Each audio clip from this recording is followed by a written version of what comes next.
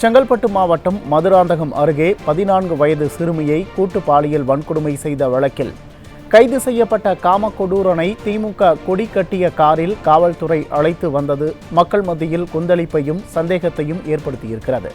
இதுகுறித்த விவரங்களை செய்தியாளர் டெல்லி பாபு வழங்க கேட்கலாம். வணக்கம் டெல்லி பாபு, விவரங்களை பதிவு செய்யலாம். நிச்சயமாக உமேஷ். செங்கல்பட்டு மாவட்டம் மதுராந்தகம் அருகே 14 வயது சிறுமிக்கு இழைக்கப்பட்ட கொடூரமான கூட்டு பாலியல் வன்கொடுமை வழக்கு தற்போது காவல்துறையின் செயல்பாடுகளால் பெரும் அரசியல் சர்ச்சையாக உருவெடுத்துள்ளது.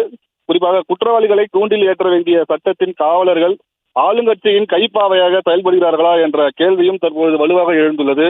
இந்த வழக்கில் தேடப்பட்டு வந்த சிவசேனா பிரமுகர் தாமோதர் பெருமாளை தனிப்படை போலீசார் கைது செய்துள்ளனர்.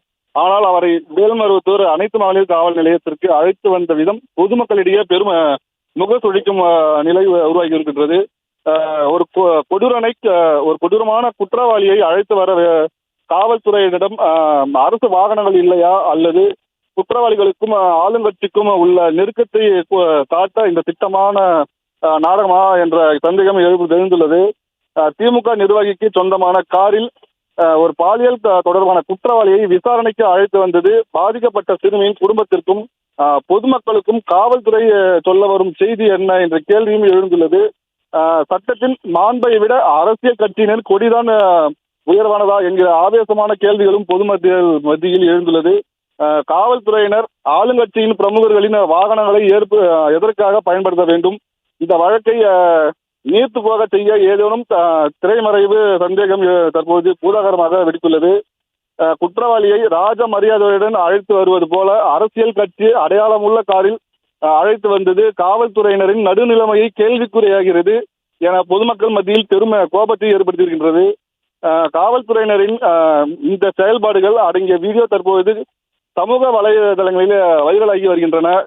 இது காவல்துறையா அல்லது அரசியல் கட்சிகளின் ஏவல் துறையா என பலரும் விமர்சித்து வருகின்றனர். இது ஒருபுறம் இருந்தாலும் A+ ரவுடிகள் மறுபுறம் அரசியல் பின்னணி கொண்டவர்கள் என இந்த வழக்கு சிக்கலாகி வரும் நிலையில் காவல்துறையினரின் இத்தகைய ஒருதலைபட்சமான செயல்பாடுகள் தற்போது இந்த குற்றத்திற்கான நீதி கிடைக்குமா என்ற அச்சத்தையும் ஏற்படுத்தியுள்ளது.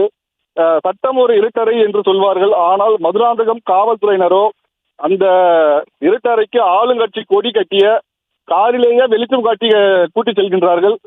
இது பிஞ்சு சிறுமையின் சிதைத்த பாலியல் குற்றவாளியை அரசு வாகனத்தில் அழைத்து வர துப்பில்லாத இந்த காவல்துறைக்கு அரசியல் அடையாளத்தோடு பவனி வருவது யாருக்கான பாதுகாப்பு? சீருகுடை அணிந்திருப்பது இந்த சட்டத்தில் பாதுகாக்கவா அல்லது அதிகாரிகளின் நிலையில் குற்றவாளிகளை பாதுகாக்க என்ற கேள்வியும் தற்போது எழுந்துள்ளது. காவல்துறையினர் இந்த ராஜ மரியாதை பயணம் பாதிக்கப்பட்ட சிறுமியின் கண்ணீரை ஏளனமாக செய்வது போல இருக்கின்றன. கையில் விலங்கு இருக்க வேண்டிய இடத்தில் அரசியல் செல்வாக்கு கவசமாக இருப்பதை நாடே பார்த்து கொண்டிருக்கின்றது. பொதுமக்களின் வரிபுணியத்தில் சம்பளம் வாங்கும் இந்த காவல்துறை ஒரு கட்சியின் ஏவல் துறையாக மாறிப்போன இந்த அவலம் தமிழகத்தின் நீதி பரிபாலனத்திற்கே விட சவாலாக உள்ளது.